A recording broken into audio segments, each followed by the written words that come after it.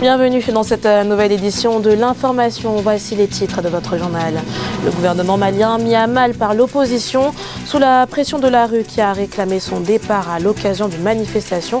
Le président Ibrahim Boubacar Keïta a renouvelé sa main tendue à la nouvelle coalition d'opposition en privilégiant le dialogue. L'ancien président tchadien Hissène Habré à nouveau en prison, emprisonné à Dakar pour des crimes contre l'humanité.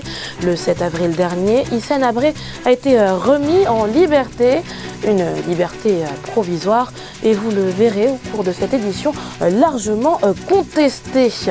Et nous prendrons ensuite la direction de la Somalie où l'invasion du criquet pèlerin redouble de virulence. Selon les spécialistes, une nouvelle mutation de ces insectes serait en passe de voir le jour dans le pays, laissant à craindre le pire pour la sécurité alimentaire.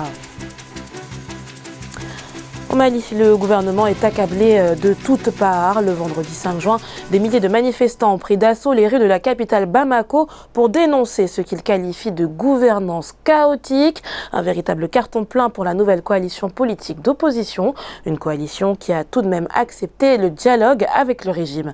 Les précisions dans ce sujet d'Ange Bijou-Noménio. La journée du vendredi 5 juin n'était pas de tout repos pour le gouvernement malien. Partis, politiques, associations et organisations de la société civile s'étaient réunis autour de l'imam Mahmoud Dicko pour dénoncer la mauvaise gouvernance et exiger le départ du président Ibrahim Boubacar Keïta. Ils ont décidé de mettre la pression sur le gouvernement tout en acceptant le dialogue. Toutes ces colères qui s'est exprimées le vendredi, parce que c'est le message envoyé à la Cour, pas la Cour suprême aux populations, est assez inquiétant parce que désormais les gens votent, mais c'est la Cour suprême qui décide de vainqueur. On a envoyé un mauvais signal aux populations et qui ont compris que si elle ne mouvait pas, désormais le vote n'aura plus de sens au Mali. Suite à ce mouvement d'humeur, le gouvernement malien a publié un communiqué dans lequel il renouvelle son offre de dialogue aux collectifs d'associations et de partis politiques ayant manifesté. Il a également assuré aux populations qu'ils restent attentifs à la satisfaction de leurs préoccupations légitimes. Je pense que si le gouvernement offre une forme importante aux manifestants, ça peut faire baisser la pression, la tension et qu'on puisse se trouver un peu de calme. Mais il y a une volonté manifeste des deux parties d'aller aux négociations. Sinon, la situation est assez critique aujourd'hui au Mali. Les opposants au régime du président Ibrahim Boubacar Keïta projettent de manifester à nouveau cette semaine pour mettre la pression. Ils sont réunis au sein du front dénommé Rassemblement des forces patriotiques du Mali. Nouveau report des élections législatives au Tchad, prévu en décembre 2020. Ce scrutin se tiendra finalement en avril 2021, dans le courant des élections présidentielles. Pour ce 5e report consécutif de l'échéance électorale, c'est la pandémie de Covid-19, doublée d'une saison exceptionnelle des pluies qui ont été brandies comme justification. Un argument contesté par certains observateurs qui évoquent un probable manque de moyens financiers comme réelle raison de cet ajournement. À noter que le mandat de l'actuelle Assemblée nationale a pris fin depuis juin 2015.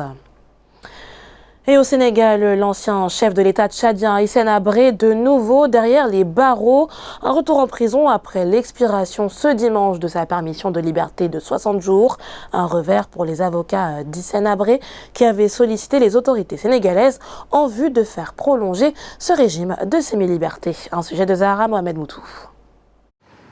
Dimanche 7 juin vers 18h, heure locale, à la maison d'arrêt de Cap-Manuel au Sénégal, où il purge une peine à perpétuité, notamment pour crimes contre l'humanité, l'ancien chef d'État tchadien Hissène Habré a regagné sa cellule. Une séquence qui marque la fin de 2 mois de permission de sortie. Depuis le 7 avril, l'ancien président bénéficiait de cette mesure en raison de la pandémie de coronavirus. La permission de sortie de 60 jours a pris fin ce samedi. Il y a quelques jours, une démarche de renouvellement de cette permission a été entreprise. Les avocats de l'ancien leader tchadien auraient en effet demandé une extension de cette disposition contestée. La justice sénégalaise aurait aussitôt rejeté la demande de renouvellement de la remise en liberté accordée à titre humanitaire à Hissène Habré, 77 ans, condamné en appel à la prison à perpétuité en 2017.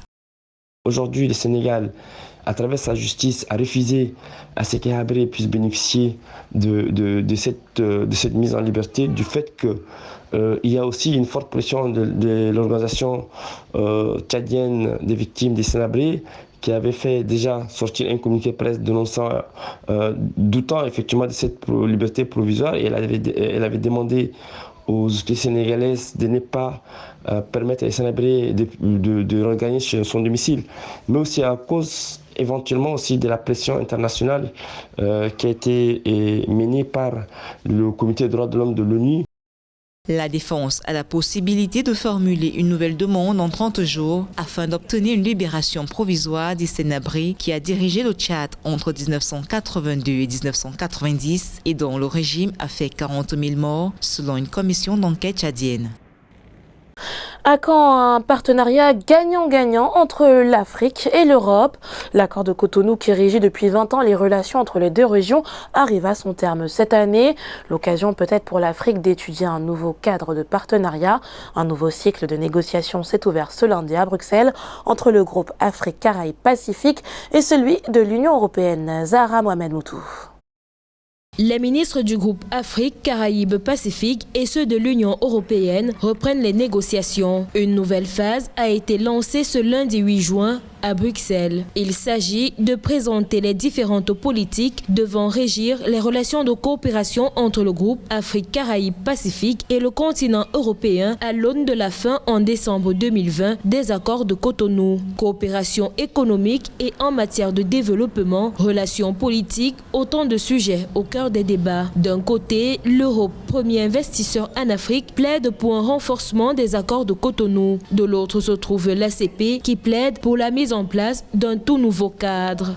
Les pays africains ont plus ou moins compris qu'ils n'ont pas forcément besoin de négocier avec l'Europe dans le sens de lui accorder un maximum d'avantages. Mais maintenant, il faudrait pour cela que les États dépolitisent la question et ramènent ça purement sur le champ du développement, le champ économique et social, afin de pouvoir mettre en avant les intérêts réels des populations qui les ont élus à la tête des différents pays africains. Le financement par l'Union européenne des organisations de la société civile qui pose dès lors la question d'une éventuelle ingérence est l'une des questions au cœur des discussions. Le groupe Afrique, Caraïbes, Pacifique souhaiterait que l'Union européenne cesse ce type de financement. L'accord de Cotonou a contribué à surenchérir le coût de l'investissement en Afrique. De nombreuses données de cet accord-là étaient basées sur des vieilles règles de l'OMC. Il faudrait que les Africains prennent en compte les nouveaux paradigmes des relations internationales qui intègrent de nouveaux acteurs qui peuvent être plus ou moins importants pour l'Afrique. L'heure est venue d'activer le nouveau paradigme et de faire comprendre aux Européens qu'on ne peut plus continuer de traiter avec eux dans le sens où eux, ils sont en train de nous aider. Non, merci. On n'a pas besoin d'aide. On a besoin de partenaires économiques. Si les accords de Cotonou étaient structurés autour des enjeux économiques et de développement, les questions politiques restent un point essentiel et de clivage dans l'élaboration du nouveau cadre de coopération entre les deux blocs. Dans l'actualité également, le gouvernement soudanais consent à faire des efforts pour sauver son économie, une mission dans laquelle le Soudan bénéficie du soutien du Fonds monétaire international. Des discussions ont par ailleurs été engagées en ce sens. Le Soudan espère ainsi obtenir l'aval pour un programme de réforme non financé, démarche qui pourrait permettre au pays d'ouvrir la voie à un financement des investisseurs internationaux. Rappelons que le Soudan fait face à une crise économique sans précédent. L'inflation a notamment grimpé jusqu'à 100%, provoquant en parallèle la chute de sa devise nationale. Faute d'espace dans les hôpitaux publics en Afrique du Sud, les patients atteints de Covid-19 sont redirigés vers les structures médicales privées. Le gouvernement, conscient de l'effort consenti par ces dernières, a donc statué sur une prise en charge quotidienne pouvant atteindre jusqu'à 1600 rands, une prise en charge qui sera assurée par l'État. Corinne Kamseh. En Afrique du Sud, les structures sanitaires privées qui prendront en charge les malades de coronavirus recevront quotidiennement jusqu'à 16 000 rands, soit environ $950 du gouvernement. Depuis plusieurs semaines, les autorités étaient en pourparlers avec le secteur privé en prévision d'un scénario probable où les hôpitaux publics manqueraient de lits de soins intensifs. Avec la COVID-19, les systèmes de santé en Afrique ont fait face à des difficultés et limites encore plus visibles qu'en situation normale. On a vu l'offre des soins qui a souvent atteint des niveaux critiques dans certains pays. Les hôpitaux ont eu des difficultés à mettre en place des circuits qui maintiennent la prise en charge en soins de routine tout en permettant les protocoles COVID-19 devenus prioritaires et pris en charge par les budgets des États. La capacité d'internement dans le secteur privé est estimée à 3 800 lits selon le fournisseur de soins de santé Netcare. Les frais versés par le gouvernement prennent en compte le coût d'utilisation du lit, le paiement d'une équipe de spécialistes pour traiter le patient et les services supplémentaires. Et en termes d'infrastructure de réanimation, cette dernière reste très insuffisante en termes de nombre de lits à l'échelle de tout le continent et un équipement de réanimation. À la fin du mois de mai, environ 1100 patients de Covid-19 avaient été hospitalisés avec plus de la moitié en soins intensifs. Un chiffre sans cesse croissant au regard de l'évolution de la courbe des personnes contaminées en Afrique du Sud. En date du 8 juin, les personnes contaminées sont estimées à 48 285, un record en Afrique. L'invasion de criquets pèlerins toujours aussi dangereuse en Somalie. Si l'invasion n'a débuté qu'en décembre 2019, causant des dégâts limités, les organisations humanitaires craignent une perte significative de la production alimentaire dans le pays. Une crainte accentuée par la mutation rapide de ces insectes, mais aussi par l'impact du coronavirus dans la lutte contre ces derniers. Siam Victoria Sedji. La Somalie, toujours en proie à une évasion de criquets pèlerins. Les nuisibles volants, figurant parmi les plus dangereux à l'échelle mondiale, ne cessent de se reproduire, ce qui menace la production alimentaire dans le pays. Situation face à laquelle l'OCHA, Bureau des Nations Unies pour la coordination des affaires humanitaires, renforce sa sensibilisation. Les pluies continues exacerbent encore la situation à laquelle s'ajoute la disponibilité de la végétation qui favorise le développement d'une autre génération de criquets pèlerins. Cette nouvelle génération, la quatrième depuis le début de l'invasion du nuisible en 2019, devrait naître dans le Somaliland, le Ponte et le Galmudug. Zones où des bandes larvaires ont d'ores et déjà été aperçues.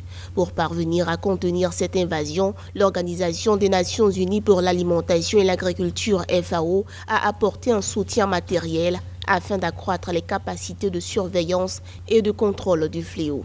Une lutte ralentie par la crise économique liée à la pandémie de coronavirus. Le pays, effectivement, pourrait bien s'en sortir, à condition que les financements prévus pour la lutte contre ces criquets pèlerins soient effectivement déployés en temps réel. Des axes stratégiques doivent être déployés par les gouvernements pour que le sérieux qui est engagé dans la lutte contre la Covid-19, ce même sérieux-là soit engagé également pour la lutte contre les criquets pèlerins. C'est depuis la fin de la saison des pluies du Deir en décembre 2019 que la Somalie fait face à cette invasion de criquets pèlerins, invasion qui s'est également propagée dans la Corne de l'Afrique. Ce n'est néanmoins qu'en février 2020 que cette invasion a été déclarée par les autorités urgence nationale, une première en Afrique de l'Est.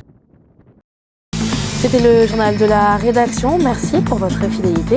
Retrouvez dans un instant une nouvelle édition de l'actualité sur Africa 24.